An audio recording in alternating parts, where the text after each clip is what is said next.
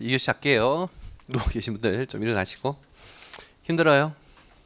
힘드시겠죠? 뭐 월요일부터 지금까지 해서 매일 이제 학원에 수업 듣는 게 쉽지 않아요. 이제 거의 다 끝나가니까 좀 힘을 내시고.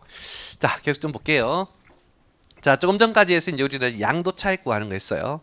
근데 이제 세법은 이러한 양도 차익에 대해서 그대로 다 세금을 물리는 것은 아니고 두 가지 빼주는 게 있어요. 장기 보유공제라는 거, 기본 공제라는 거 빼주는데 그 중에서 먼저 장기 보유공제라는 것부터 할게요. 장기 보유공제라고 하는 것은 이런 것이다. 정부는 이제 기본적으로 부동산의 투기를 좀 막아야 되겠고, 부동산의 투기를 막으려면 부동산을 좀 오래 보유했다가 팔았으면 좋겠다는 거야. 그래서 부동산에 장기 보유를 하면 원래 내야 될 양도차익에서 좀 빼주고, 반대로 부동산 단기 보유하면 어제 보였듯이 세율 1년 미만, 2년 미만이면 뭐 50%, 40% 이렇게 중과하는 거 있었잖아요. 이해되시겠죠? 그래서 우리가 지금 배우는 것은 이제 부동산을 장기 보유했을 때 좀 빼주겠다는 장기 보유 특별공제고, 요 놈은 이자가 벌어들인 양도차익의 일정률을 곱하는데, 그때 모든 양도차익에 대해서 해주는 것은 아니고 꼭 토지, 건물, 부동산의 처분익에 대해서만 해줘요. 부동산이 아닌 뭐 부동산 권리라든지 기타 자산이라든지 주식, 파생상품 이런 것들은 장기 보유에도 못 빼주겠다. 그래서 어디까지나 부동산의 투기 방지를 위한 규정이기 때문에 부동산에 한해서만 내는 거예요. 다만 예외적으로 부동산 아니지만 조합원 입주권의 양도차익에 대해서도 특정한 경우에는 빼주는데, 이게 이제 만들어진 지 10년이 지났지만 한 번도 시험에 출제되지 않은 내용이에요. 그래서 뭐 1차 때는 과감하게 생략하도록 할게요. 2차 때 가서나 좀 공부를 해보자. 지금은 넘어가고요. 자, 일단은 이제 당장에는 토지 건물만 대상이 된다는 거, 그것 좀 주의를 하시고, 조합원 입주권은 크게 신경 쓰지 마시고. 그 다음 이제 두 번째가, 이때의 장기 보유는 몇 년 이상이냐? 3년 이상 보유하면 장기 보유, 3년 미만이면 장기 보유 공제 혜택이 없는 것이겠고. 그 다음 이제 세 번째, 아무리 부동산을 3년 이상 보유하더라도 미등기이면은 혜택을 못 주겠다는 거예요. 기본적으로 미등기이면 나쁜 놈이고 제재해야 되겠지. 제재하기 위해서 세율도 어제 배웠듯이 70%로 중과하고, 지금 배우는 장기 보유 공제도 없고 다음에 배울 기본 공제도 없는 것이다. 그 다음에 이제 미등기뿐만 아니라 특정한 이제 주택도 이제 대상 제외인데, 이거는 우리에게 당장에는 의미가 없어요. 요거 뭔가의 규정 때문에 이제 그런 것인데, 여러분들이 내년에 1차 시험 칠 때까지는 이 규정은 의미가 없다. 그렇기 때문에 무시하세요. 그래서 지금 당장에는 꼭 기억할 거, 장기 보유 공제는 토지 건물이어야 되고 3년 이상 보유해야 되고 미등기면 안 된다. 거기까지만 기억하시고, 그 다음 이제 공제율 얼마만큼 공제할 거냐인 것인데, 기본 이제 일반인 경우와 특별인 경우로 나눠요. 일반인 경우에는 보유기간 1년에 2%씩 공제를 해줄게. 그러면 얘 같은 경우에 3년 이상 보유해야만 되니까 정확하게 3년 보유하면 2% 곱한 6%를 공제하는 것이고, 4년 보유하면 8% 공제하는 것이고, 이런 식으로 쭉 가요. 그때 최대는 15년까지다. 그래서 15년 보유하면 2%씩이니까 30%를 빼주는 것이고, 16년 보유하면 그때도 30%만 빼주는 것이 32% 빼주는 건 아닌 거예요. 그 다음에 이제 1년 미만 절세한다는 건 뭐냐면, 내가 3년 10개월 보유했대요. 그럼 3년으로 볼 거냐 4년으로 볼 거냐 문제가 있겠지. 그때는 몇 년? 3년. 그래서 3년 보유하든 3년 10개월 보유하든 똑같이 6%다. 그런 뜻이에요. 자, 근데 그에 반해서 이제 특별한 게 있는데, 먼저 1세대 1주택이에요. 자, 우리가 1세대 1주택이면서 3년 이상 보유했으면, 1세대 1주택이면서 3년 이상 보유했으면 어제 배웠던 뭐가 적용돼야 돼? 비과세가 적용돼야 되죠. 1세대 1주택이면서 어제 우리 2년 이상 보유하면 비과세가 된다 했잖아요. 그럼 비과세가 된다는 얘기는 양도차익이 0이에요. 한 푼도 과세하지 않는 것이죠. 그런데 이제 왜 있을 거냐는, 어제 배웠던 아무리 1세대 1주택 2년 이상 보유하더라도 고가주택이면 어떻게 과세를 한다 했잖아요. 그래서 이제 주로 고가주택인 케이스. 그래서 고가주택이거나 아니면 조정대상 지역인 경우에는 1세대 1주택 2년 이상 보유뿐만 아니라 2년 이상 거주도 해야 되잖아요. 그래서 거주하지 않은 경우에 과세가 되겠지. 근데 이제 주로 이제 1세대 1주택 3년 이상 보유이지만 과세가 되는 건 대표적인 케이스가 고가주택이에요. 그래서 수험생 입장에서 고가주택 케이스로 이해하시면 되겠다. 근데 그러한 고가주택이라면 다른 놈은 12억 안 돼가지고 한 푼도 세금 안 내는데, 나는 고가주택이어서 세금 많이 내면 좀 억울한 면이 있잖아요. 그럴 때는 좀 더 많이 공제를 해, 장기보유 공제를 좀 많이 해줄게 라는 이제 컨셉인 것이다. 아시겠죠? 근데 이제 무조건 고가주택이라고 해서 1세대 1주택 2년 이상 보유한 고가주택이라 해서 무조건 되는 건 아니고 이럴 때는 반드시 거주기간이 2년 이상을 충족해줘야 돼요. 3년 이상 보유일 뿐만 아니라 2년 이상 거주를 한 고가주택에 한해서만 우리는 적용을 하는 것이다. 그때는 이제 얼마 공제할 거냐면 보유기간별 공제율도 있고 거주기간별 공제율도 있는데 보유기간별 공제율은요. 보유기간 1년당 4%씩 최대 10년 인정하고 보유기간 거주기간은 1년에 4%씩 최대 10년간 인정을 해요. 자, 이게 이제 뭔 말인지 예를 한번 들어보면 자, 나는 1세대 1주택인 상태고 그리고 5년 6개월 보유에 5년 6개월 보유하는 기간 중에 한 2년 10개월 정도를 거주를 했어요. 여기까지 이해되시겠죠? 자, 그러면 이제 볼게요. 원래 1세대 1주택이고 2년 이상 보유인 것이니까 원래는 비과세가 돼야 되겠지. 그럼에도 과세가 되는 이유는 뭐 때문이게? 고가주택이고. 그렇다면 정부는 좀 더 장기 보유 공제를 많이 해줄게 인 것이겠고 그때 특례 장기 보유 공제율 를 적용받으려면 반드시 뭐도 충족해야 돼? 2년 이상 거주도 충족해야 되는데 현재 2년 이상 거주까지 충족을 했네요. 그럼 얘는 일반율을 적용하는 것이 아니라 특례율을 적용할 것이고 그때 특례율은 첫 번째 보유기간별 1년에 몇 프로? 4%죠. 그럼 현재 보유기간이 5년 6개월이면 5년으로 봐요? 6년으로 봐요? 5년. 그럼 5년에 4% 하니까 20%. 또한 거주기간 1년에 역시 얘도 4%예요. 1년에 4%이고 몇 년 거주? 2년 거주를 보니까 8%겠죠. 그래서 20%랑 8%랑 합친 28%를 공제받게 될 것이다. 근데 여러분들이 오해하시면 안 될 건 내가 1세대 2주택인데 5년 6개월 보유에 뭐 똑같이 2년 10개월 거주했다는 거예요. 그래서 위에 거하고 똑같은데 위에 건 1주택이고 밑에 건 2주택이에요. 자, 그러면 얘는 일반율로 가야 돼? 특례율로 가야 돼? 일반율로 가는 거예요. 우리는 1세대 1주택이어서 원래는 비과세가 될 게 과세가 되면 장기보유공제를 올려줄게 라는 개념이지 1세대 처음부터 2주택이면 원래부터 비과세가 될 수가 없었던 거잖아요. 원래부터 비과세가 될 수가 없었던 것이고 원래부터 과세가 될 것이었다면 장기보유공제율도 올려줄 필요가 없다라고 하는 거예요. 그래서 꼭 1세대 1주택인 경우에 한해서만 특례 공제율이 적용되는 것이다. 그렇다면 얘는 보유기간, 거주기간별 이런 컨셉이 아니라 위에 그냥 보유기간 1년에 2%만 되는 거예요. 보유기간 1년에 2%니까 5년 2%에서 10%만 되는 것이겠고 그 다음에 이제 하나 더 내가 골프장 회원권을 5년 6개월 보유했으면 몇 프로? 그때는 빵 프로예요. 왜냐? 아까 얘기했던 것처럼 이러한 장기보유공제는 누구만 되는 거래? 토지 건물의 부동산만 되는 거예요. 현재 골프장 회원권은 부동산이 아닌 것이죠. 토지 건물만 되는 것이다. 부동산에 가는 권리도 안 되고 기타 자산도 안 되고 여기 골프장 회원권 기타 자산인 거예요. 주식, 파생상품, 신탁의 수익권 다 안 되는 거예요. 토지 건물만 된다는 거 꼭 좀 주의하셔야 되겠다. 그 다음 이제 장기보유공제를 뺀 다음에는 다시 기본공제라는 걸 빼요. 얘는 좀 이따 설명할게. 기본공제 먼저 설명할게요. 기본공제라는 걸 이제 뺄 건데 자 현재 기본공제는 그룹별로 250만 원 공제다. 자 이게 뭔 얘기냐면 우리 어제 얘기했듯이 양도소득은 총 몇 개 그룹? 4개 그룹. 1그룹 부동산 그룹, 2그룹 주식 그룹, 3그룹 파생상품 그룹, 4그룹 신탁수익금 그룹이에요. 그때 이제 그 그룹별로 그 그룹의 전체 양도소득 금액, 우리 양도차익에서 장기보유공제까지 뺀 걸 양도소득 금액을 불러요. 그래서 전체 양도소득 금액에서 그룹별로 250만 원씩을 빼주는 것이다. 그러면 내가 올해 처분한 자산이 1그룹도 있고 2그룹도 있고 3그룹 4그룹은 어때요? 그럼 1그룹에서 얼마? 250. 2그룹에서 또 250 빼니까 1년에 최대 500까지 뺄 수 있겠죠.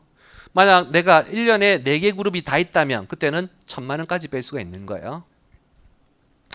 자, 그다음 그때 250만 원 뺄 때 어디에서 뺄 거냐는 것인데 내가 이번에 1그룹 양도한 자산이 토지도 하나 있고 건물도 하나 있대요.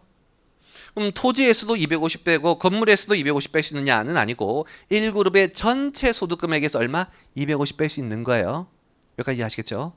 그럼 그때 토지에서 뺄 거냐 건물에서 뺄 거냐에 따라서 세부담이 달라질 수 있는 거예요. 왜냐? 만약 토지와 건물의 세율이 똑같다면 어디에서 빼도 세금 내는 효과는 똑같겠지만 토지의 세율과 건물의 세율이 다르다면 어디에서 빼느냐에 따라서 최종적인 세부담이 달라질 수가 있겠죠. 현재 세법은 먼저 양도한 자산에서 빼래요. 만약 토지와 건물이 있는데 토지를 먼저 팔고 건물을 나중에 판 거라면 그 250은 어디에서? 토지에서 250 빼고 혹시라도 남는 게 있으면 그 다음 건물에서 빼고 이해되시겠죠? 그런 식으로 먼저 양도한 자산에서 뺀다. 다만 별표의 내용은 뭐냐면 내가 오늘 토지와 건물을 동시에 양도했대요. 동시에 양도했으면 어디에서 뺄 거냐는 그때는 선택할 수가 있어요. 같은 날 제일 먼저 양도한 게 동시에 양도한 것이라면 그때는 이제 내가 선택할 수 있는 것인데 그때 유리하게 선택할 수 있어요. 그럼 어디에서 선택하는 게 유리한 거예요? 세율 높은 소득 금액에서 빼는 게 유리한 것이겠지. 그게 이제 별표의 내용이고. 이 별표의 내용은 1차에서는 좀 나오기 어렵고 2차에서나 이제 나올 내용인데 뭐 간단하니까 함께 설명드렸다. 뭐 그렇게 1차에서는 중요하지 않은 거예요. 그리고 세 번째, 아까 얘기했던 것처럼 절대로 미등기 자산은 안 되는 것이다. 자, 그럼 여기까지 해서 문제를 하나 풀어볼게요. 여러분들이 이제 교재에 보시면 734페이지 일단 먼저 한번 가보세요. 734페이지에 거기 예제 10-4번이 있죠. 별로 안 좋은 예제예요. 풀지 마시고 이 예제 10-4번의 예제를 대신해서 783페이지에 유사한 문제가 있는데 그걸로 우리는 연습을 할게요. 783페이지 6번 문제 가보시죠. 783페이지에 6번 문제.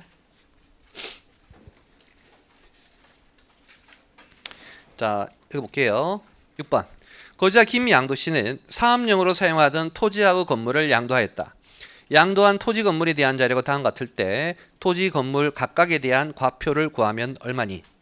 단 토지 건물은 모두 등기가 되었고 15년 이상 장기 보유했다면 공제율은 30%이다. 자, 일단 이 문제의 요구사항은 뭘 구하래요? 과표를 구하래요. 과표. 그때 우리 과표 어떻게 구할 건지 어제 배웠던 양도 소득세 계산 구조를 먼저 한번 해볼게요. 우리는 제일 먼저 양도 차익을 구해야 돼 있고 양도 차익은 양도가에다가 취득가 빼고 기타 경비 빼고 하게 되면 이제 양도 차익이 될 것이고 양도 차익에다가 우리가 좀 전에 배웠던 장기 보유 특별 공제를 빼면 이것이 양도 소득 금액이에요. 그리고 이 양도 소득 금액에다 다시 빼는 게 양도 소득 기본 공제인 것이다. 해서 과표가 되는 것이고 그리고 이때 이 과표는요 기본적으로 자산별로 계산해요. 양도소득세의 과세 표준은 어떻게 계산한다고? 자산별로. 현재 내가 토지도 팔고 건물도 팔아서 두 건의 양도가 있었으니까 토지 따로 건물 따로 이렇게 계산해 줘야 될 것이고 계산할 때는 여기 이 토지, 건물 등 어떤 자산별로 소득 금액까지는 각각 따로 구하시고 마지막 이제 기본 공제부터 일괄해서 하는 거예요. 다시 한번 양도소득세의 계산 구조 어디까지는 자산별로 구하라고? 소득 금액 단계까지는 각각 구하시고 그 다음에 이제 기본 공제부터는 이제 함께 하는 컨셉인 거예요. 자, 어떻게 하는지 한번 해볼게요. 자료에 보시면 제일 먼저 이제 토지 있는데요. 토지 같은 경우에 취득일은 2006년 7월, 양도일은 23년 10월. 그럼 미리 보유기간 구해놓고 시작할게요. 항상 보유기간은 뒤에 거에서 앞에 거 빼는 거예요. 그럼 23년에서 6년 빼니까 17년이고 그 다음에 10월 달에서 7월 달 빼니까 3개월이겠죠. 그러면 17년 몇 개월 나오지? 17년 몇 개월이면 장기 보유자 할 때 몇 년으로? 15년까지 인정하는 것이다. 그래서 아까 밑에 위에 이제 15년 이상이면 30%다 주어져 있죠. 그래서 이제 장기 보유 공제 하라는 얘기겠고, 그 다음에 취득가액, 양도가액. 일단 우리 양도가액 먼저. 토지 양도가액은 5억이고요. 그 다음에 우리가 양도가액을 현재 실제 양도가액이 있었으니까 실제를 썼으니까 취득가액도 뭘 써야 돼? 실제.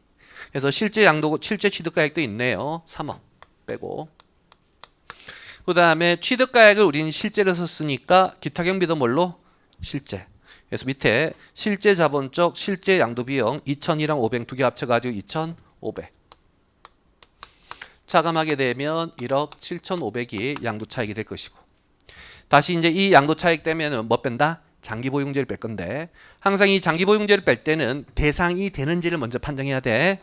자, 아까 했던 거 장기 보유공제는 어떻게 제일 먼저 토지 건물이어야 되고 3년 이상 보유해야 되고 미등기가 아니어야 돼요. 현재 토지 맞고요. 3년 이상 보유했고요. 그리고 박스 위에 보시면 등기가 되었다라고 했으니까 미등기도 아닌 것이겠죠. 그럼 장기 보유 공제 대상이 되는 거예요. 그렇다면 이 양도차익 1억 7,500에 대해서 몇 프로 할 거냐? 아까 17년 몇 개월 보유했으니까 우린 몇 년까지 인정? 15년. 1년에 몇 프로? 2%. 해서 30%. 얘 금액이 공제가 되면 이게 5,250.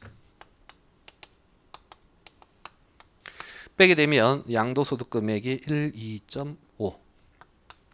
시험에 이렇게 한 건이 아닌 여러 건이 나오면 일단은 양도소득 금액까지는 각각 구한다. 자, 이제 오른쪽에 이제 건물 볼 건데, 건물 같은 경우에 취득일 2022년 5월, 양도일 2023년 8월이죠. 그러면 보유기간 뒤에 거에서 앞에 거 23년에서 22년 빼니까 1년, 8월에서 5월 빼니까 3개월, 1년 3개월이죠. 1년 3개월이면 장기 보유 공제 돼요? 안 되죠. 3년 이상 보유하면 되는데. 그래서 일단 장기 보유 공제 안 되겠다는 거 미리 알고 계시고, 취득가액 1억, 양도가액 2억 5천. 그래서 양도가액이 2억 5천 실제 있으니까 그거 쓰고요. 그다음 이제 취득가액인데 위에 양도가 실제로 썼으니까 취득가액도 실제로 쓰는 건 맞는데, 항상 시험에 건물의 양도가 건물의 양도 차익을 구하는 문제가 나오면요, 취득가액 계산할 때 주의해야 돼요. 통상의 건물들은요, 내가 그 건물에서 임대업 사업을 하든 제조업 사업을 하든 통상 건물은 항상 가지고 있는 사람 사업해요. 내가 어떤 건물을 가지고 있는데, 만약에 이제 종로에 이렇게 10층짜리 건물을 가지고 있는데 나는 이 건물 사업에 안 쓰고 그냥 나 혼자 매일 출근할 거야. 그럼 뭐예요? 20층짜리 건물에서? 그래서 항상 건물은, 웬만한 건물은 대부분 사업 활동에 사용해요. 주택이 아닌 이상. 아시겠죠? 그래서 항상 시험에 주택이 아닌 그냥 건물이 나오면 사업에 사용했을 것이고, 제일 밑 박스에 제일 밑에 보시면 사업소득금액 계산 시 필요경비로 산입한 금액이 얼마나 있대? 1,200이 있대요. 그럼 이렇게 타 소득에서 비용 인정받은 거 있으면 빼줘야 된다는 거 아시겠죠? 그래서 뺀 8,800이 취득가액이 될 것이고. 그럼 취득가액 이에 실제예요, 추계예요? 실제. 그러면 기타 경비도 실제. 거기 있는 자본적 1,000, 양도비 300 합친 1,300을 뺄 것이고, 빼게 되면 양도 차익이 1억 4,900. 그럼 양도 차익 다음에는 이제는 뭐 빼요? 장기 보유공제를 빼야 되지만 얘 보유기간 3년이 안 되기 때문에 안 되는 것이겠죠. 그래서 양도소득 금액이 그대로 1억 4,900 되시겠죠. 그래서 이런 식으로 소득 금액까지는 자산별로 구하는 거예요. 그런 다음에 이제 여기 다시 기본공제를 해줄 건데, 현재 토지도 1그룹 자산이고 건물도 1그룹 자산이잖아요. 1그룹 자산이면 1그룹 전체 소득 금액에서 얼마? 250을 빼는 건데, 현재 두 개의 소득 금액이 있으니까 두 군데에서 다 250 빼요? 그렇지는 않죠. 전체에서 250인 거예요. 그때 이제 어디에서 뺄 거냐인 것인데, 이놈은 어디에서 뺄 거냐에 따라 세부담이 좀 달라질 거예요. 왜냐하면 토지는 장기 보유했기 때문에 누진 세율이지만, 현재 이 건물 같은 경우에는 아까 보유기간이 1년 몇 개월이었죠. 2년 미만이니까 몇 프로 세율이에요? 40% 세율이에요. 어디에서 뺄 거냐에 따라서 나의 세부담이 달라지는 거예요. 그때 법에서는 이런 경우를 대비해서 기본공제는 어디에서 빼래? 먼저 양도한 것을 뺀다. 먼저 양도한대. 그럼 현재 이 문제에서는 건물을 먼저 팔았어? 토지를 먼저 팔았어? 건물. 거기 토지 양도일자를 보시면 23년 10월이고 건물의 양도일자를 보시면 23년 8월이잖아요. 8월 달이 빠르지. 그래서 여기에서 뺀다. 이해되시겠죠? 그럼 여기에서 250이 양도소득 금액이 1억 4,900이나 돼서 충분히 250을 다 뺄 수가 있으니까 여기에서는 빼고 여기에서는 뺄 수가 없는 거예요. 하게 되면 얘의 과표는 1, 2.5. 얘의 과표는 2.5 빼니까 1, 4, 6.5. 이런 식으로 계산이 되겠죠. 이해되시겠어요? 근데 만약 문제를 바꿔가지고 이 건물이 먼저 양도하긴 했지만 미등기래요. 미등기면 몇 프로를 바뀌고 70% 바뀔 것이고 기본공제가 안 되는 거예요. 그때는 여기에서는 못 빼고 그때는 여기에서 250을 빼는 것이다. 그런 의미예요. 자, 이렇게 해서 기본 장기보유공제와 기본공제의 개념 설명을 드렸고, 자 자, 이제는 다시 돌아가서 이제는 양도차 자산의 통산. 자, 이게 뭐냐면 우리가 지금까지 설명한 건 부동산 등을 팔았더니 주식을 팔고 부동산 등을 팔았더니 다 이익이 나는 플러스인 경우를 설명드렸어요. 하지만 이제 현실에서는 마이너스가 나올 수도 있겠죠. 그래서 양도차익이 마이너스인 것을 우리는 양도차 손이라고 하고 이거 일종의 결손금적 개념인 것이다. 우리 예전에 소득세 공부할 때 사업소득에서 결손금이 나오면 타 소득금액에서 뺐죠. 그때 빼는 순서는 1순위가 부동산 임대업, 동일한 사업, 그리고 그거 남으면 근로연금 기타, 그리고 마지막 이자 배당에서 빼는 거였던 것처럼 우리 양도소득에서도 어떤 자산을 팔아서 손실, 결손이 발생하게 되면 타 자산의 양도차익에서 빼래, 양도소득금액에서 빼래. 양도소득금액. 어떤 자산에 손실이 발생하면 차익에서 빼래, 소득금액에서 빼래. 소득금액에서. 그래서 일단 소득금액 단계에서 뺀다는 거 하나 주의하셔야 되겠고, 그때 뺄 때도 어디에서 뺄 거냐인데요. 먼저 동일그룹에서 뺀다. 자, 만약 내가 이번에 처분한 자산의 처분 손실이 1그룹에서 발생한 손실이라면 1그룹의 소득금액에서만 빼고 2그룹, 3그룹에서 못 빼는 거예요. 2그룹에서 발생한 손실이라면 2그룹 소득금액에서만 빼고 1그룹, 3그룹에서 못 빼는 거예요. 그래서 이렇게 동일그룹에서만 빼고, 그때 동일그룹의 소득금액이 여러 건이 있으면 어디에서 뺄 거냐는 다시 동일세율. 내가 손실이 발생한 자산과 동일한 세율의 소득금액에서 빼고, 그러고도 남는다면 그때는 이외 세율의 소득금액에서 뺄 건데, 이때 이외 세율의 소득금액이 여러 개가 있으면 그때는 이외 세율의 소득금액의 비율대로 안분해서 뺀다. 그러고도 이제 남는다면, 다 빼고도 남다면 그때는 타 그룹에서 뺄 수 있느냐? 없어요. 혹은 2월에서 뺄 수 있느냐? 없어요. 그냥 소멸로 끝인 거예요. 자, 도대체 이게 뭔 말인지 이제 말로만 설명해서는 감이 안 오죠. 숫자를 한번 보시면 쉽게 이해가 될 거예요.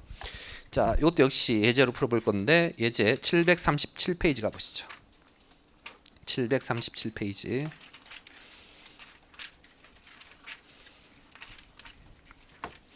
예제 10-5번 있죠? 자, 한번 해볼게요.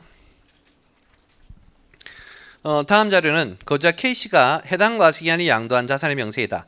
이를 토대로 산출세액을 계산하셔도 되는데요.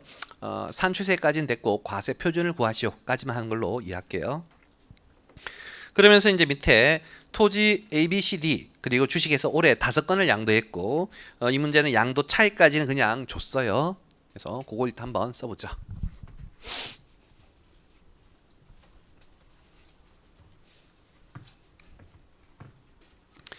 자, 이 문제는 일단 자산별 양도 차익부터 해볼게요.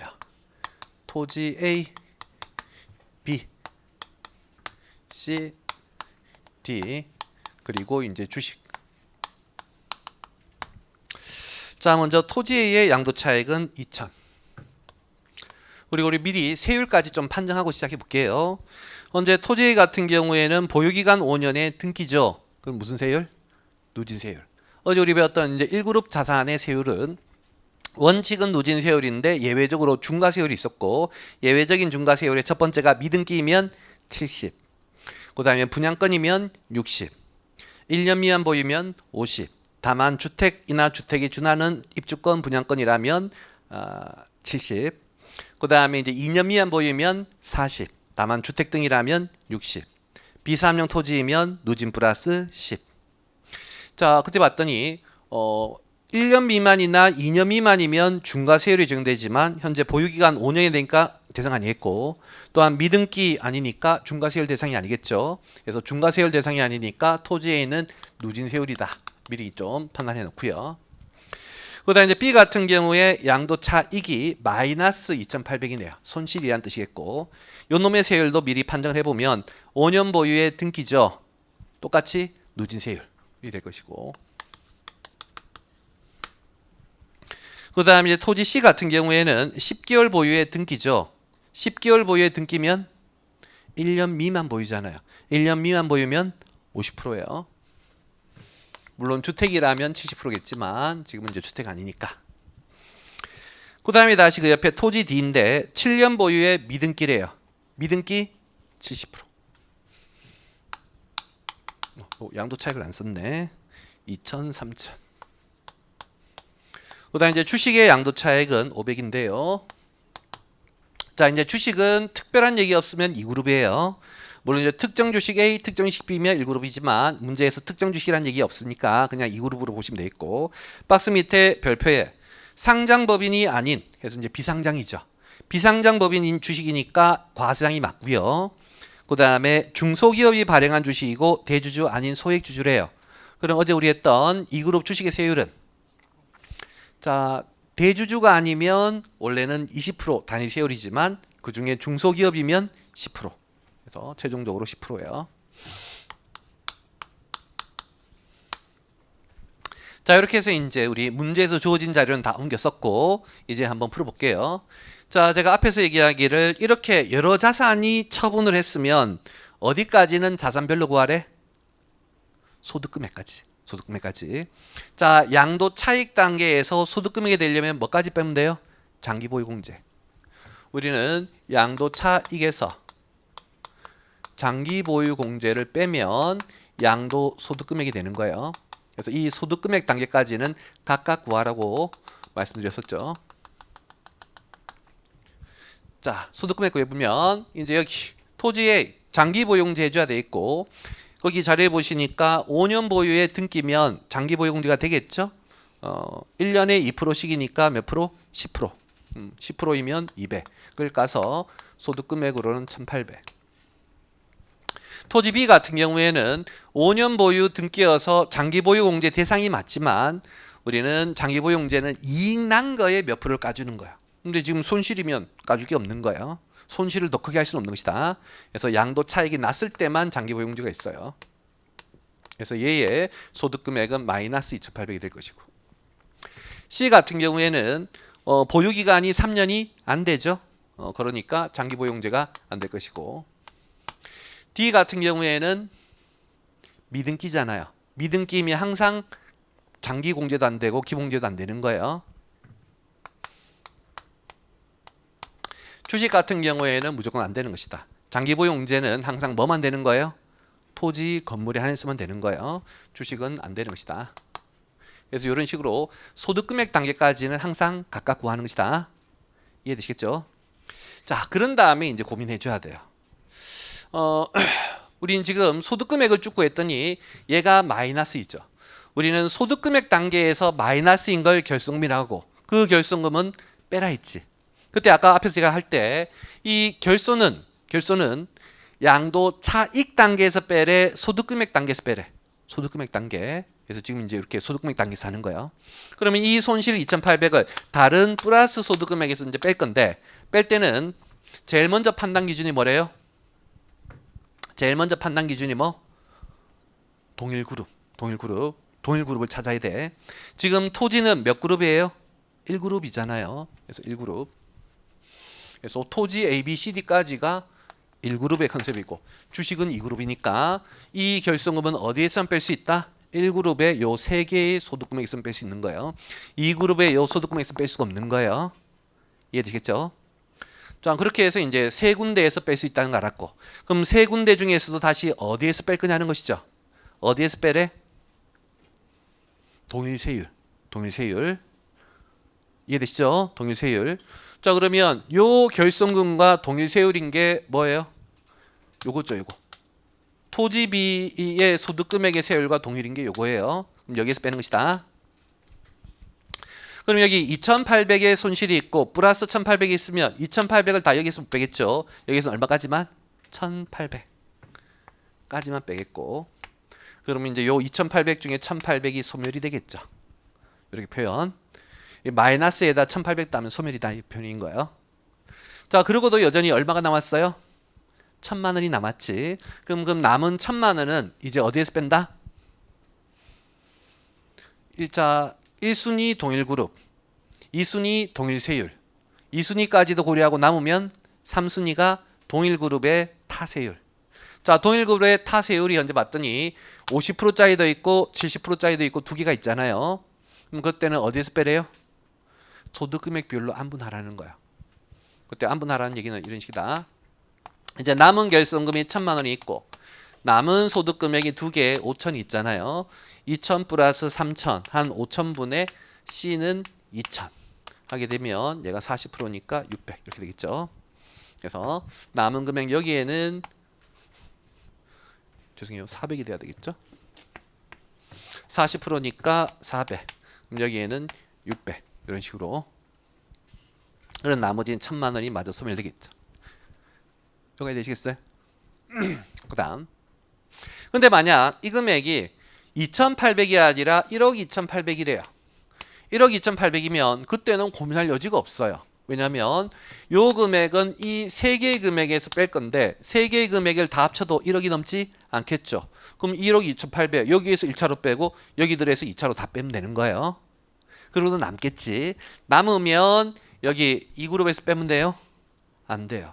그러면 남으면 2월에서 내년에 1그룹에서 빼면 돼요? 안 돼요. 그게 바로 이제 아까 했던 소멸이다. 아시겠죠? 당년도에 동일 그룹의 소득 금액에서 다 빼고도 나오면 어떻게 하래? 소멸하라는 표현이 그 표현인 거예요. 이해되시죠? 다시 저기 하면 안 가도 되겠지.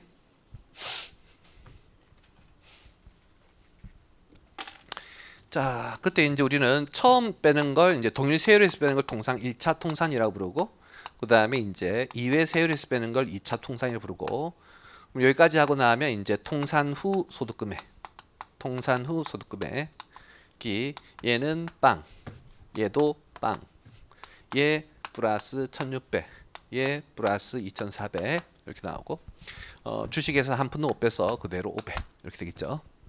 여기까지 되시겠어요?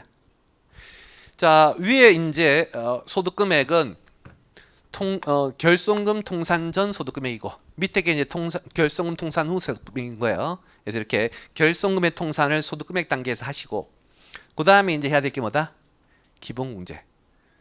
기본공제. 자, 기본공제는 그룹별로 250만 원을 빼는데 현재 1그룹이 있고 2그룹이 있는데 2그룹의 소득금액은 딱 한 개밖에 없으니까 전부 다 여기에서 250을 빼면 돼요. 근데 그에 반해서 1그룹의 소득금액은 몇 개가 있어요? 2개가 있으니까 그 2개 중에 어디에서 뺄 건지를 정해줘야 되겠지. 그때는 어디에서 빼는 것이다? 먼저 양도한 거. 먼저 현재 토지 C의 양도 일자를 보시면 23년 4월이고 토지 D의 양도 일자를 보시면 23년 5월이죠. 요게 4월달, 5월달이어서 얘가 먼저 팔렸네. 그럼 여기에서 250을 먼저 빼고 여기에서는 안 빼는 것이다. 최종적으로 C의 과표는 1350, D의 과표는 2400, 요 놈의 과표는 250 이런 식으로. 그래서 여러분들은 아직 산출세까지는 구하지 마시고 이런 식으로 과표가 자산별 과표가 이렇게 된다라는 것 정도만 이렇게 알고 계세요. 이해되시겠죠? 자, 이렇게 해서 이제 양도소득의 이제 기본 개념 이제 설명드렸어요. 자, 이제는 다시 원서 186페이지로 가세요. 2월 과세라는 거 할 건데.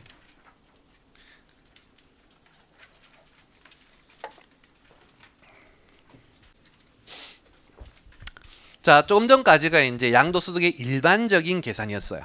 근데 지금부터는 이제 특별한 계산들을 할 것이고 이 특별한 계산도 굉장히 좀 중요해요.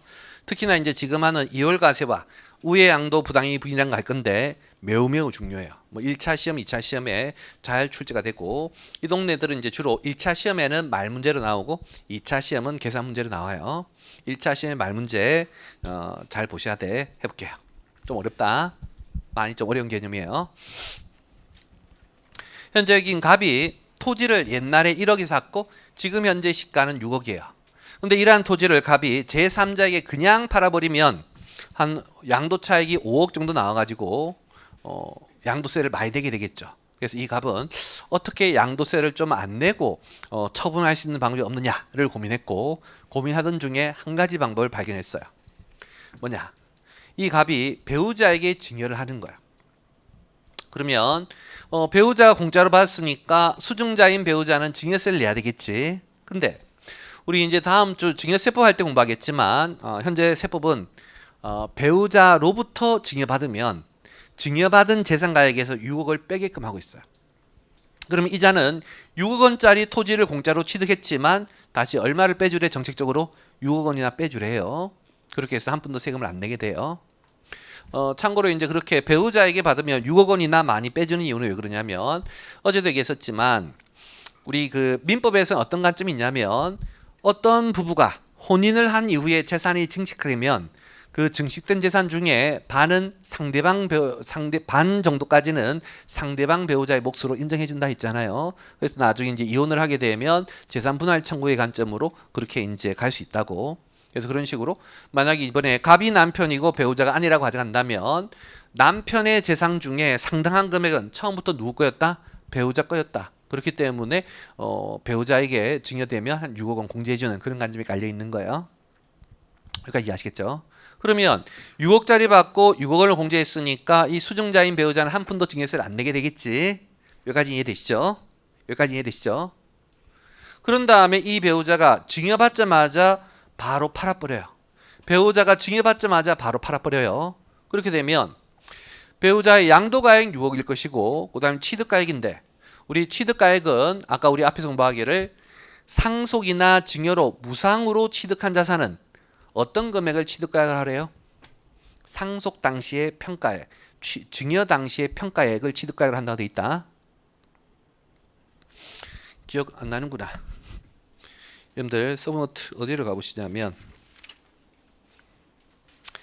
180페이지 서브노트 180페이지 폈어요? 거기 보시면 상단에 상속이나 증여받은 자산은 원칙, 상속개시나 증여 현재의 평가액 이해하시겠죠? 그러면 현재 배우자가 증여할 당시에 이 재산 가액은 얼마였어요? 6억이었죠. 그럼 6억을 이제 배우자가 증여받았기 때문에 우리는 6억 원만큼을 취득가액을 인정해준다. 여기까지 되시겠죠? 그러면 배우자 입장에서는 양도가액 6억인데 동시에 취득가액도 얼마예요? 6억이 돼버리니까 양도차익이 0 되는 거예요. 아시겠죠? 여기까지 아시겠죠? 참고로 좀 어려운 얘기인데 우리가 이제 증여할 때 배우자가 증여받을 때 증여재산가액은 6억 원이었고 다시 증여재산 공제라고 해서 6억 원을 빼서 최종적으로 이제 과표가 0이 되어서 증여세는 안 나왔잖아요.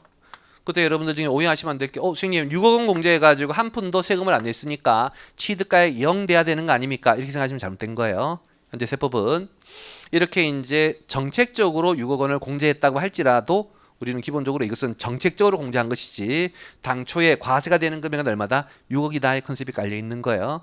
그렇기 때문에 무조건 증여로 과세가 되는 금액은 6억이다. 6억. 증여로 과세가 된 금액은 6억이기 때문에 6억을 취득가액으로 인정해줘요.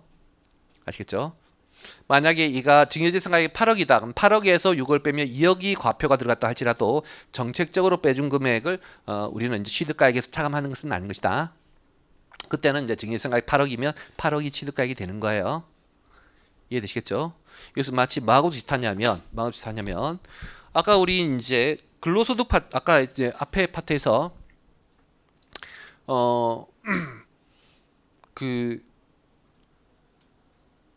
우리 회사의 대표이사인데 우리 회사의 자산을 시가보다 한 4억 싸게 샀대요. 4억 싸게 샀으니까 상대방은 부당행위해서 나한테 4억의 상여를 소득 처분할 거잖아요. 그럼 4억 원만큼 나에게 근로소득이 과세가 되지.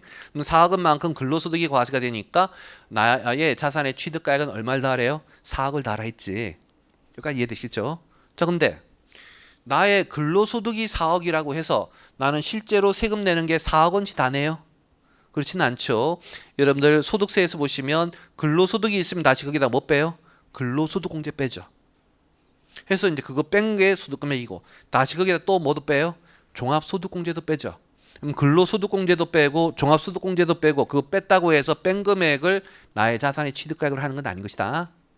아시겠죠? 그래서 이렇게 정책적으로 공제 혜택을 줬다고 해서 그 정책적으로 공제 혜택을 차감한 금액을 취득가액으로 하면 정책적인 공제 효과가 사라지게 되는 거예요. 그래서 그런 것은 이제 그런 것이 없도록 하기 위해서 우리는 실제로 공제된 금액이 얼마인지 상관없이 평가액을 취득가액으로 하는 것이다. 자, 그럼 다시 돌아와서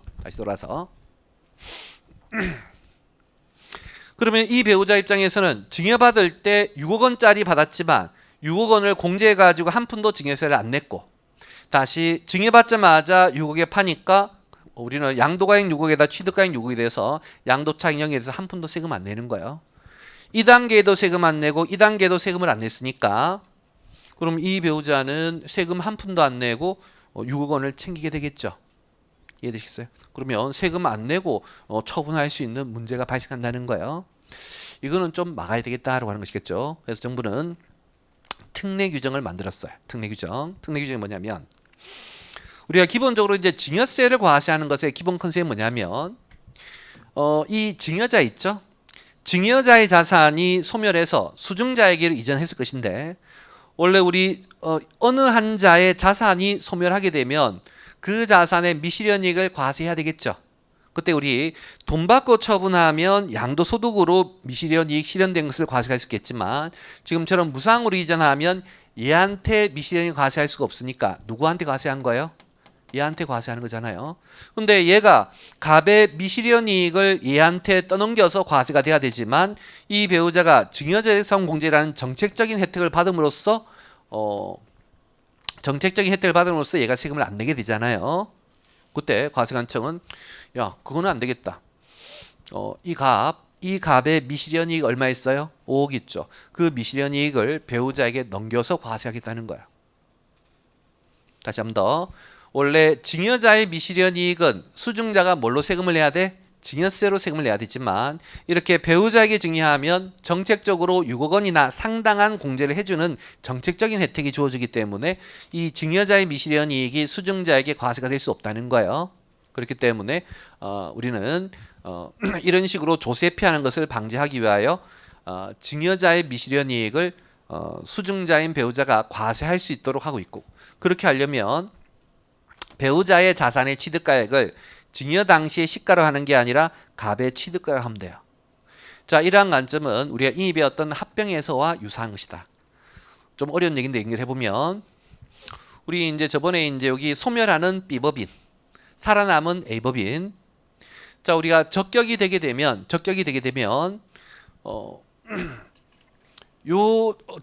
B법인 소멸하는 B법인 한 푼도 과세하지 않고 전부 다 누구에게 넘겨서 자산 받아오는 A법인에게 넘겨서 과세하겠고 그때 얘 자산을 얘한테 넘겼을 때 얘한테 다 과세하려면 이 자산의 취득가액은 시가가 돼야 돼요? 장부가액이 돼야 돼요? 장부가가 되게 되면 얘가 나중에 시가에 팔더라도 시가 빼기 장부가만큼 처분이익이 생기지만 얘의 자산의 취득가액을 시가로 해버리면 나중에 시가로 팔 때 한 푼도 세금 안 내잖아요. 이해하시겠죠? 그렇게 해서 적격이면 B법인의 미실현이익을 A법인에게 넘겨서 과세한다의 개념인 것이겠고 그때 그렇게 하도록 하기 위해서 B법인이 A법인의 자산 취득가액을 뭘로 해? 장부가로 하죠. 그 논리하고 똑같은 논리예요. 1억에 샀고 지금의 시가 6억인데 이자의 자산의 취득가액을 원래는 시가인 6억으로 해야 되지만 시가인 6억으로 하지 않고 갑의 취득가액 1억으로 하게 되면 이 자가 나중에 시가인 6억에 팔았을 때 양도가 6억, 취득가 얼마? 1억이 되는 거예요. 양도가 6억, 취득가 1억이 되는 거예요. 그렇게 되면 양도차익이 5억 발생해서 갑에게서 발생했던 미실현이익이 누구에게? 수증자인 배우자에게 과세가 되는 현상이 생기는 것이겠죠. 이해되시겠어요? 이런 것을 이월과세라고 해요. 이월과세. 이월과세의 이제 뜻은 뭐냐면 이런 거야. 우리 소득세는 원래 인별과세죠. 갑의 미실현이익은 갑에 과세하고 배우자의 미실현이익은 배우자에 과세가 되지만 이 경우만큼은 갑의 미실현이익을 누구에게? 배우자에게 이월해서 과세하겠다. 이 의미인 것이다. 그렇게 이제 증여자의 미실현이익을 넘기려면 증여자의 미실현이익을 수증자에게 넘기려면 수증자의 취득가액을 시가로 해야 증여자의 취득가액으로 하면 마치 합병할 때 합병법인의 자산의 취득가액을 피합병법인 자산의 장부가액으로 하는 것과 동일한 논리로 이해하시면 돼요. 여기까지 되시겠죠? 자, 그때 이제 우리는 넘기는 게 갑의 취득가액을 배우자에게 넘기니까 갑의 취득 시점도 배우자의 취득 시점으로 넘기는 거예요. 그래서 이 배우자는 실제로는 증여로 취득했지만 증여로 취득한 게 아니라 취득 시점을 갑이 취득한 시점을 배우자의 취득 시점을 하는 거예요. 그렇게 되면 배우자의 보유기간은 좀 더 늘어나겠죠. 갑이 3년 보유했고 그 다음에 배우자가 증여받은 다음에 2년 보유하다 팔면 원래는 2년 보유하다 판 거지만 갑의 보유기간까지 넘어오니까 총 5년 보유하고 판 것처럼 본다. 이 컨셉이 되는 거예요. 그 다음. 근데 이제 금방 했던 이러한 이월과세는요. 아까도 얘기했지만 소득세의 기본 원칙이 아주 중대한 예외예요. 소득세 같은 경우에는 아까도 얘기했지만 인별과세인 것이겠지만 지금 같은 경우에는 이자에게 과세할 금액은 만약에 갑이 3년 보유했고 얘가 2년 보유해서 처분했으면 갑이 3년 보유하면서 시가 상승한 미실현이익과 이 배우자 수증자가 2년 보유하면서 발생한 미실현이익이 합친 5년치 미실현이익이 다 과세가 되는 거예요. 갑의 이익과 수증자의 이익이 합쳐서 과세가 되는 것이겠죠. 인별과세예요, 부부 합산과세예요. 부부 합산과세가 되니까 굉장히 이제 소득세의 기본 원칙이 예외적인 개념일 것이고 이러한 예외적인 개념을 무조건 적용할 수는 없겠다. 해서 일정한 요건을 충족해야만 적용해요. 그때 일정한 요건은 첫 번째, 이 배우자가 증여받은 날로부터 양도한 날까지가 10년 이내야 돼요. 그래서 기본 컨셉이 증여받자마자 바로 양도하는 거예요. 증여받자마자 바로 양도. 우리 이제 옛날에는 이제 작년까지는 5년이었지만 올해부터 10년으로 바뀌었어요. 그래서 이제 지금은 10년 정도 해서 뭐 받자마자라고 하기 좀 그렇긴 하지만 현재 세법의 갑점은 10년 이내에 팔면 받자마자 판 것이다로 보겠다는 거예요. 그다음에 두 번째는 반드시 수증자가 배우자이거나 증여자의 배우자이거나 증여자의 직계 존비속이어야 돼요. 왜냐? 다음 주에 배우겠지만 우리는 배우자에게 증여하면 6억 원이나 공제를 해주고 존속이나 비속에게 증여하면 5천만 원이나 공제해줘요. 6억 원이나 5천만 원은 아주 큰 금액인 거예요. 그래서 이렇게 상당한 정책적인 공제 혜택을 줌으로써 너네가 증여세를 안 냈잖니? 증여세를 안 냈으니까 미안하지만 증여자의 미실현익을 수증자 네가 떠안아라. 이 컨셉인 거예요. 그리고 세 번째, 이 이월과세는 모든 자산에 적용하는 것은 아니고 특정 자산에만 한정해요. 토지, 건물, 부동산, 취득권리, 시설물, 이용권까지. 자, 이 개념은 뭐하고 비슷하냐면 우리 옛날에 소득세 할 때 보시면 공동사업 합산과세라고 배웠던 거 기억해요? 공동사업 합산과세 뭐냐면 소득세는 원래 인별과세하는 게 원칙이지만 공동사업장에서 본인과 특수관계인, 생계를 같이 한 특수관계인이 있으면 그 특수관계인 소득을 주된 사업자에게 합쳐서 과세하는 것이죠. 그러다 보니 그것은 인별과세 예외인 개념이 될 것이고 그러한 인별과세 예외를 폭넓게 적용할 수는 없다. 뭐에 무슨 소득에 한정해서만?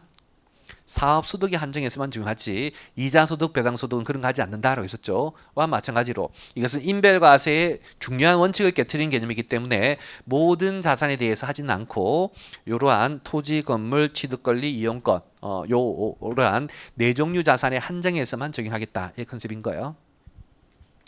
자, 그러면 이제 금방까지 내용 법문구를 볼 건데 시험은 이 내용이 말문제로 나오겠죠. 자, 해볼게요. 읽어보면 거주자가 자, 이때 이 거주자는 요 수증자 얘기하는 거예요. 거주자, 수증자가 자신이 양도한 날로부터 수증자가 자신이 양도한 날로부터 소급하여 10년 이내에 10년 이내니까 이제 결국 증여받자마자 10년 이내 팔아야 되겠죠. 양도일로부터 10년 이내면 증여일로부터 10년 이내. 그래서 10년 이내에 증여자가 누구여야 되느냐? 배우자나 존비속이어야 돼요. 지금은 제가 이제 수증자가 배우자 존비속이라고 했지만 법문구는 증여자가 배우자 존비속이어야 돼요. 그게 똑같겠죠. 뭐. 수증자가 배우자면 증여자도 배우자겠지 뭐. 좀 어려워요. 그러면 수증자가 존비속이면 증여자도 존비속이겠지. 아시겠죠? 쉽게 얘기해서 아들이 받았으면 아버지한테 받은 거잖아요. 존비속 관계.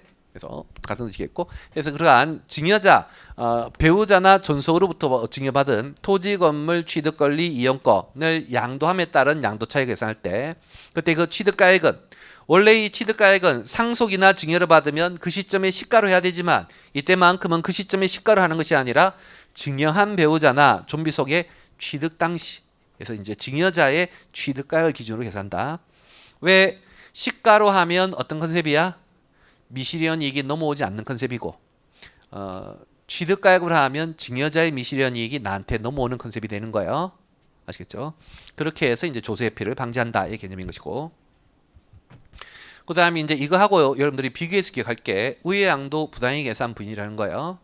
자, 요거 유사한 듯 보이지만 다르고 말 문제로 아주 잘 나오는 거예요. 잘 보셔야 돼. 자, 아까 했던 그 값이요. 이제 배우자나 좀비 속에게 증여한 상태에서 팔아버리면 조세피가 가능 불가능?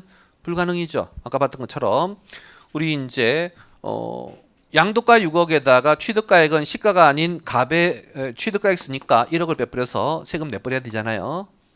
이월가세금 이렇게 되니까. 그래서 다시 이 값이 짱구를 굴리기를 배우자나 좀비 속에게 증여한 후에 팔면 2월 가세 때문에 조세 피할 수가 없으니까 좀비 속이나 배우자 아닌 특수 있죠. 좀비 속이나 배우자 아닌 특수. 그러니까 주로 뭐 이모, 고모, 삼촌, 조카 등이 되겠지. 등에게 증여를 하는 거야. 그럼 그때는 이제 증여세를 내야 될 거예요. 나중에 배우겠지만 이렇게 배우자나 좀비 속 관계가 아닌 자라면 1,000만 원밖에 안 빼줘요. 그래서 1,000만 원은 굉장히 적은 숫자이기 때문에 대부분 증여세를 내게 될 거예요. 그래서 이제 1차적으로 증여세를 낼 것이고. 그런 다음에 이제 그 특수관계인이 증여받자마자 다시 또 양도를 해요. 그러면 다시 이제 양도세를 내야 되겠지. 그래서 이런 식으로 이제 거래를 했다. 일단 여기까지 되시겠어요? 자, 그랬을 때 이제 과세관청은 어떤 생각을 하냐면, 일단 좀비 속이나 배우자나 좀비 속 아닌 수증자이기 때문에 1,000만 원밖에 공제를 안 해줘가지고 별로 정책적으로 혜택 준 금액이 없는 거예요. 그렇기 때문에 얘의 미실현 이익을 얘한테 넘겨서 과세할 수 있는 그런 제재를 가할 수는 없겠다.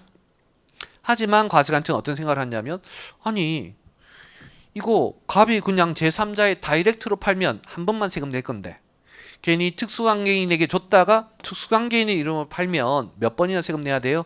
2번이나 세금 내잖아요. 통상 2번이나 세금 내는 게 불리하고 한 번 세금 내는 게 유리할 건데 왜 이런 식으로 했을까를 고민을 하고, 이거 혹시 특수관계인하고를 특수관계인의 거래를 통해서 조세 회피하려고 하는 거 아니야? 라는 생각을 해서 갑이 만약 제3자에게 직접 양도했다면 냈었어야 될 양도소득세 C를 계산해 봐요. 그러면 이제 두 가지 케이스가 나오겠죠. 실제는 이제 우리가 A, B, 그래서 이걸 우리끼리 이제 우회 양도라고 하고 얘를 이제 직접 양도라고 표현할게요. 우회 양도 시의 세금 A, B와 직접 양도 시의 세금 C를 비교를 한번 해봐요. 그랬을 때 밑에처럼 우회 양도 시의 세금이 직접 양도 시보다 적은 경우 있을 수 있겠죠. 이거는 뭐다? 특수와의 거래를 통해서 조세를 회피하는 행위인 거야. 즉 부당이가 될 수 있겠지. 그에 반해서 위의 행위는 우회 양도했더니 직접 양도로 팔을 때보다 세금을 많이 내는 것이겠죠. 뭐 이러한 행위는 삽질의 개념이 되겠죠. 바보 같은 짓 한 거예요. 밑에가 똑똑한 짓 한 것이죠. 우리 과세관청은 위에 같이 삽질을 했다 하면 그대로 A, B의 세금을 내라. 전혀 문제 삼지 않을게. 근데 밑에처럼 특수와의 거래를 통했더니 세금이 오히려 특수와의 거래를 통해서 2번의 세금을 내는 게 내가 직접 팔았을 때보다 적은 세금을 낸다면 그때는 이것은 특수와의 거래를 통한 조세 회피인 부당행위 부인 규정이 적용이 돼줘야 되겠다는 거예요. 참고로 이제 어떤 경우에 이제 이렇게 C가 더 작을 수가 있냐면 우리 이제 증여세의 세율은 10%에서 최대 50%까지 해요. 그 다음에 양도소의 세율은 통상 6에서 45예요. 근데 증여세 같은 경우에는요. 증여세 같은 경우에는 1억 원까지는 10%예요. 1억 원까지는. 근데 소득세 같은 경우에 1억 원만 돼버리면 만 35%, 38% 이렇게 올라가요. 그러다 보니까 절대적인 세율 자체는 증여세가 높지만 세율 구간으로 보면 증여세가 좀 유리해요. 그래서 만약에 한 2억 원짜리, 뭐 1억 원짜리 자산을 증여를 하면 1억 원짜리 자산을 증여하면 증여세 몇 프로밖에 안 내? 10%밖에 안 내는 거예요. 이해되시겠죠? 그런 상태에서 다시 증여받자마자 바로 팔면 취득가액도 1억, 양도가액도 1억이니까 양도세가 거의 안 나오는 거예요. 이해되시겠죠? 근데 만약 이 갑이 제3자에게 1억 원에 팔고 취득가액이 1,000만 원이면 9천만 원의 양도 차익이 나오고 9천만 원의 양도 차익이면 세율이 10%를 훌쩍 넘어가는 거예요. 이해하시겠죠? 그렇기 때문에 세율의 차이 때문에 두 번 내는 것보다 한 번 내는 게 더 클 수가 있는 것이다. 아시겠죠? 그래서 뭐 그거는 이제 케이스 바이 케이스인 거예요. 금액의 크기 등에 따라서 달라질 수 있겠고, 혹시라도 과세관청은 그런 것에 허점을 노려가지고 이렇게 흰색으로 우회 양도하는 경우가 있다면 부당행위로 부인 제재해야 되겠다는 거예요. 그때 이제 부인은 어떻게 할 거냐? 자, 부당행위란 말 그대로 나쁜 행위를 했다는 뜻이고, 부인이란 것은 인정하지 않겠다는 거예요. 그때 뭐를 인정하지 않을 거냐와 관련해서 우리 옛날에 배웠던 이런 식이었죠. 내가 100원을 받아야 되는데 시가는 100원인데 80원만 수령했대요. 실제 거래가액은 80원이고 시가는 100원이라면 우리는 실제 거래가액을 부인하고 시가로 수익을 계산하겠다. 이 개념에서 옛날의 부인은 금액의 부인이었어요. 금액의 부인. 근데 이러한 부인이라는 개념은 사실은 거래가액 금액의 부인만 있지 않고 거래 행위의 부인도 있어요. 행위. 현재 이 행위는 다 시가대로 거래했어요. 그래서 거래 금액을 부인하는 것은 아니고 행위, 증여한 행위 있잖아요. 이거를 부인하는 거예요. 감너는 특수에게 증여했지만 이 증여한 행위가 세금을 회피하기 위해서 증여한 거 아니니? 그러면 이 증여 행위는 없는 걸로 볼게. 그럼 증여 행위가 없으니까 특수가 판 게 아니라 갑이 제3자에게 직접 판 걸로 보는 게 되는 것이다. 이해되시겠어요? 그래서 주의할 거. 이 동네는 거래 가액을 부인하는 게 아니라 뭐를 부인한다? 행위를 부인하는 거예요. 그래서 증여가 없은 걸로 보는 거. 이해되시겠죠? 그러다 보니까 이제 주의할 거. 우리 최초에는 증여가 있었던 걸로 봤잖아요. 최초에는 증여했으니까 증여가 있었던 걸로 보아 증여세를 부과했지만 이 특수관계인이 증여받은 다음에 일정 기간 안에 팔아버리면 아까처럼 우리는 증여로 볼 거냐 직접 양도로 볼 거냐의 문제가 있어가지고 이걸로 볼 수 있다 했죠. 그러면 최종적으로 증여행위가 있었던 거야 없었던 거야? 없었던 걸로 부인했잖아요. 그럼 당초에 과세가 되었던 증여세는 부과 취소예요.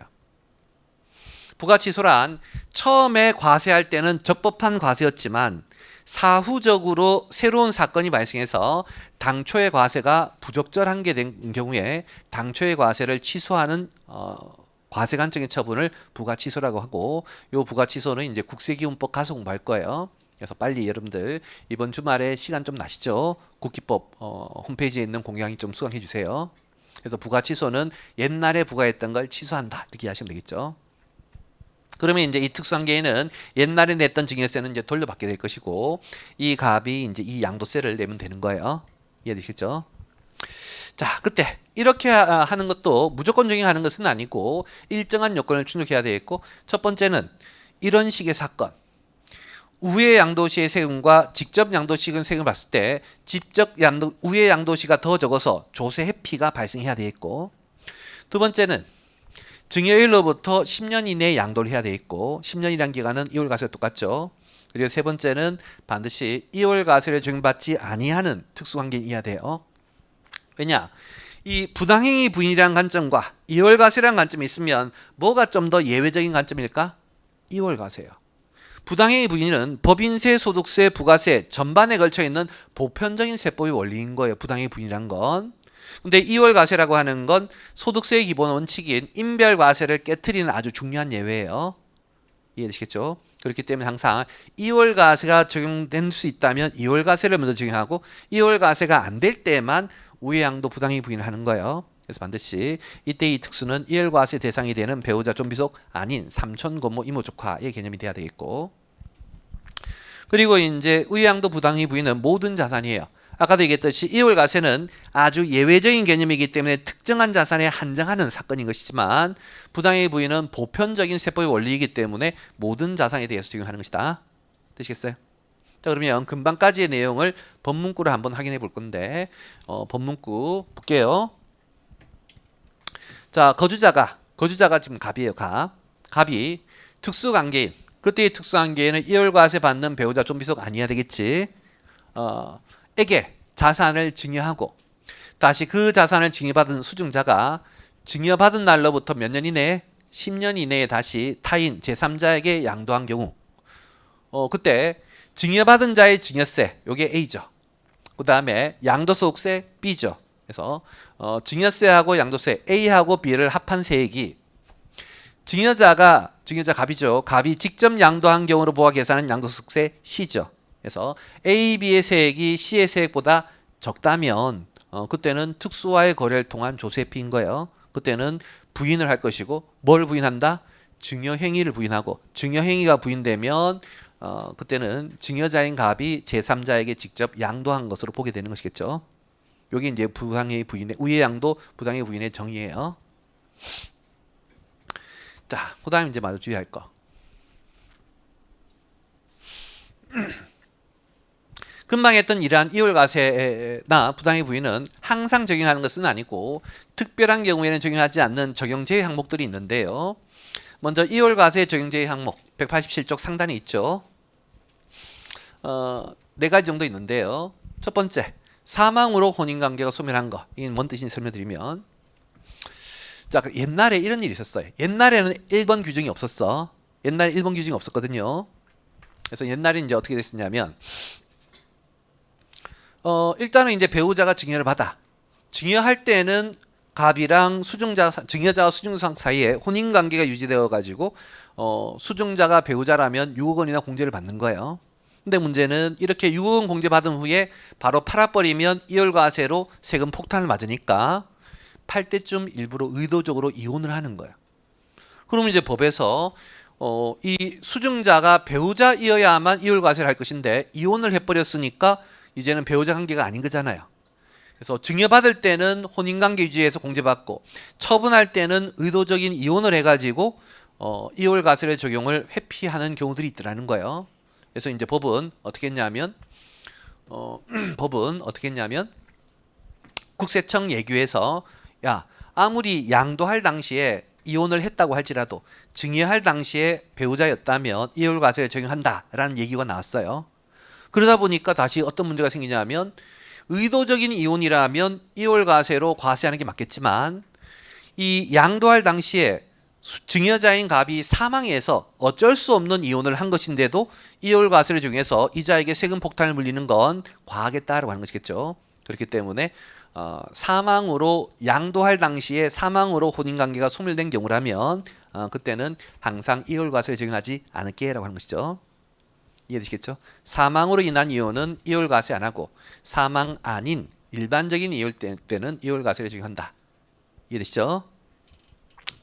그다음에 이제 동그라미 이제 2번은 뭐냐면 이번에 이제 이 배우자는 남편으로부터 토지를 증여받았고 그때 이 토지는 뭐 사랑의 증표였대요. 뭐 남편이 좀 땅이 많은가 봐요. 그래서 이제 아내하고 이제 혼인을 하면서 저를 사랑한다면 땅을 10만 평 주세요. 그래 나 너 사랑하니까 10만 평 줄게. 그래서 이제 아내가 10만 평 받았고 아내도 이제 그걸 끝까지 이제 가지고 가려고 했는데 갑자기 그 증여받은 10만 평에서 공익 사업을 시행한대. 그래서 정부가 어쩔 수 없이 강제로 수용해 가는 거예요. 그러면 이 배우자는 원래는 안 팔려고 했는데 어쩔 수 없이 판 거잖아요. 그럴 때도 이월과세 적용해서는 안 되겠다라고 하는 것이겠죠. 그래서 그게 이제 바로 법에 따라서 협의 매수 수용으로 수증자가 판 것이라면 10년 이내에 팔더라도 우리 문제 삼지 않을게. 아시겠죠? 다만 그렇게 협의 매수나 수용 되는 그 자산이 사업 고시일로부터 2년 이전에 증여해야 된다. 이 뭔 뜻이냐면 이 갑이요 굉장히 이제 정보가 빠른 분인가 봐. 그래서 자신이 가지고 있는 땅이 조만간 개발이 될 거래. 그 소식을 미리 듣고 배우자에게 증여를 해버리는 거예요.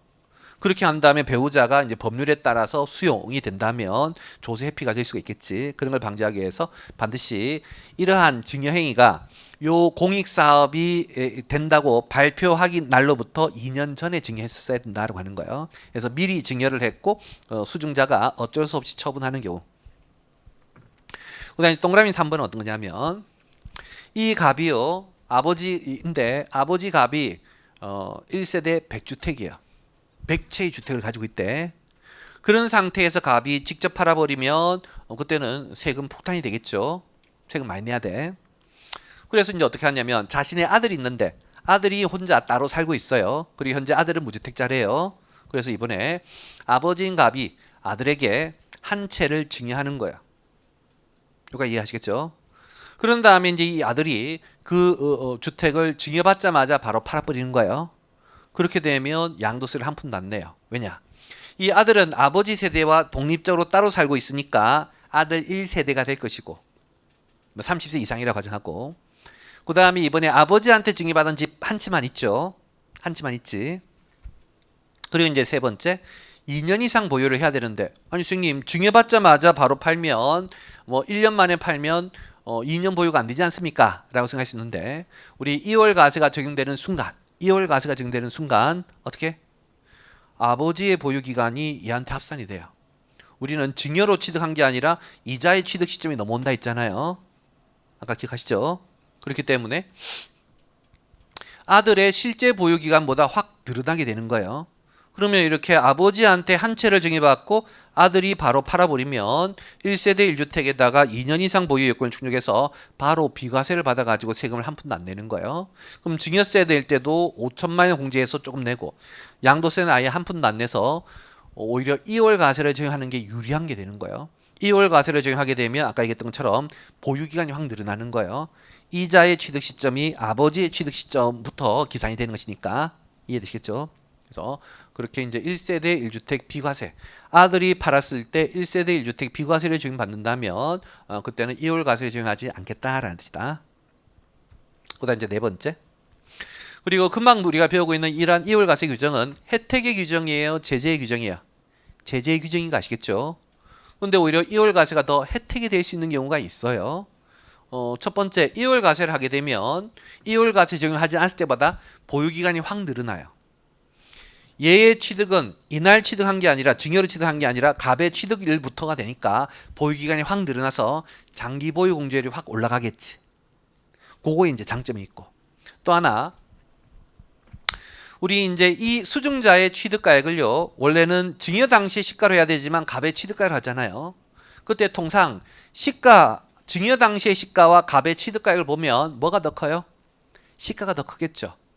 근데 이 경우만큼은 시가보다 갑의 취득가액이 더 큰 거야. 시가는 100원인데 취득가액은 150원이었다는 거예요. 시가는 100원인데 취득가액은 얼마? 150원. 그러면 원칙대로 시가를 취득가액으로 하면 100원만 뺄 건데 2월 과세 때문에 갑의 취득가액 150원으로 빼버리면 오히려 양도 차익이 더 줄어들겠지. 이해되시겠어요? 그래서 이렇게 2월 과세를 적용함에 따라 취득가액이 더 늘어나거나 2월 과세를 적용함에 따라 보유기간이 늘어나서 장기 보유 공제 때문에 세금이 더 줄 수 있는 경우도 있다는 거예요. 그래서 세법은 2월 과세를 적용하여 계산한 세금과 2월 과세를 적용하지 않고 원칙대로 계산한 일반적으로 계산한 세금하고 비교해서 2월 과세 규정이 2월 과세를 적용 안 했을 때 세금이 더 적다면 굳이 2월 과세를 하지 않겠다라고 하는 거예요. 뭐 당연한 상식. 뭐 1차 시험은 이렇게 계산하라는 문제는 안 나올 거고 말 문제만 나올 거니까 의미만 이해하시고 기억하시면 되겠다. 그 다음에 여기 부당행위 부인에서도 예외가 있는데 뭐냐면, 아까 우리가 이 부당행위 부인의 핵심이 뭐냐면 증여행위를 부인하는 데 있는 거예요. 증여행위를. 근데 우리 현실에서 보면 이런 경우 있겠죠. 여기 이제 갑이 이모, 여기가 조카예요. 이모가 조카를 너무나 사랑한 나머지 자신의 건물을 조카에게 증여했는데 그 조카가 증여받자마자 바로 판 거예요. 그랬을 때 이제 세법에서 무조건 부당행위 부인을 할 수가 없는 게, 이번에 이렇게 처분한 이익, 이모가 사랑해서 증여한 거지 조세 피하기 위해서 증여한 건 아닌 거예요. 그렇다면 그 건물에 처분된 대가는 전부 다 누가 먹을까? 조카가 먹겠지. 이모가 선물해 준 것이니까. 아시겠죠? 그러면 과세관청 입장에서는 갑이 양도한 것으로 보려면 갑이 그 이익을 실제로 먹어야만 갑이 양도자가 될 수 있는 거예요. 그런데 실제 이익을 이 수증자가 먹는다면 수증자가 양도한 것이겠지 갑이 양도한 걸 볼 수가 없는 것이겠죠. 그래서 바로 요 내용이다. 양도소득이 수증자 조카에게 기속이 된다면 그때는 증여행위가 맞았던 것이고 부인할 수가 없다. 이 관점인 거예요. 여기까지 되시겠죠? 그 다음 다시 이제 여러분들 서브노트 188쪽에 보시면 금방 했던 이제 2월 과세와 우회양도 부당행위 부인을 비교하는 내용이 있고요. 거기서도 외워야 될 게 좀 있어요. 자, 요 파트가 가장 중요한 파트예요. 1차 시험 말문제에서. 자, 해볼게요. 자, 이 동네는 차이가 있고 공통점이 있는데 먼저 차이점부터 바라볼게요. 자, 금방 했던 이 우회양도 부당행위 부인의 핵심이 뭐냐면 여기도 증여양도고 여기도 증여양도고 둘 다 똑같지만 결정적인 차이는 부당행위 부인은 증여행위를 부인하는 거야. 그래서 증여행위가 없었던 것으로 보아 제재하는 방식이잖아요. 이해하시죠? 그런데 그에 반해서 이 2월 과세는 증여행위를 부인해요, 인정해요? 인정해요. 증여행위를 부인한다고 얘기한 적 없어요. 다만 우리가 증여행위 인정하고 증여재산 공제 6억이나 5천이나 상당한 공제를 했기 때문에 이 갑의 미실현 이익을 얘한테 넘겨서 과세하겠다의 개념인 것이지 증여행위가 없었다고 보는 관점은 아닌 것이다. 그렇기 때문에 이때 증여세를 내는 건 당연히 내야 되는 거예요. 그러다 보니까 이 납세의무자 입장에서 본다면 아니 증여세도 낼 거 다 내고 양도세도 많이 내면 너무 과한 거 아니냐라고 해서 대신 이렇게 냈던 증여세는 나중에 양도소득세 계산할 때 양도차액의 필요경비로 좀 빼줄게라고 하는 거야. 양도차익의 필요경비로 빼줄게. 그때 그 필요경비는 뭐 산출세액을 계산한다는 것인데 여기까지는 몰라도 좋아요. 그냥 2월 과세는 증여행위를 인정하니까 증여세를 내야 될 것이고 그때 낸 증여세는 여기 양도차익 계산할 때 필요경비로 인정한다. 거기까지 알고 계시고. 자, 요 개념하고 얘를 비교해 보면 아까도 얘기했던 것처럼 얘는 증여가 없었던 걸로 보니까 증여세를 내야 돼, 안 내야 돼? 안 내야 되겠죠. 근데 이미 냈어, 안 냈어? 냈죠. 1차적으로 냈다가 2차적으로 양도하니까 이게 취소가 된 것이니까 냈던 증여세를 돌려줘요. 차이. 그냥 여러분들이 단순 암기하시면 오래 못 갈 거예요. 본질의 관점. 여기는 뭐가 핵심? 증여가 없었던 걸로 보는 게 핵심이고 여기는 증여가 이때 미실현을 넘기는 컨셉인 거예요. 그래서 증여가 인정되니까 증여세를 낸고 그 증여세를 나중에 뒷동네 양도차익의 필요경비로 인정하는 것이고 아예 얘는 처음부터 증여세를 안 내는 것이다. 이해되시죠? 그 다음 또 차이점은 자, 이 거래에서는 증여를 인정하죠. 그럼 이 재산의 주인은 갑이에요? 배우자 존비속이에요? 배우자 존비속 수증자인 것이겠죠. 그럼 이 자산의 소유자가 얘니까 당연히 얘가 세금을 내야 되는 거예요. 그래서 얘가 이번에 양도로 인한 양도세의 납세 의무자인 것이지 갑은 이 자가 세금을 안 냈을 때 연대 납세 의무가 없는 것이다. 근데 그에 반해서 이 동네에 있잖아요. 이 동네에서는 과세관청이 증여행위가 있었다고 봐요? 없었다고 봐요? 없었다고 보니까 이 재산의 소유자는 얘로 봐요? 얘로 봐요? 갑으로 보는 것이겠죠. 그럼 이번에 이 처분은 갑이 한 거예요. 갑이 납세 의무자가 되는 것이다. 이해되시죠? 여기는 수증자가 납세 의무자지만 여기는 증여자가 납세 의무자인 거예요.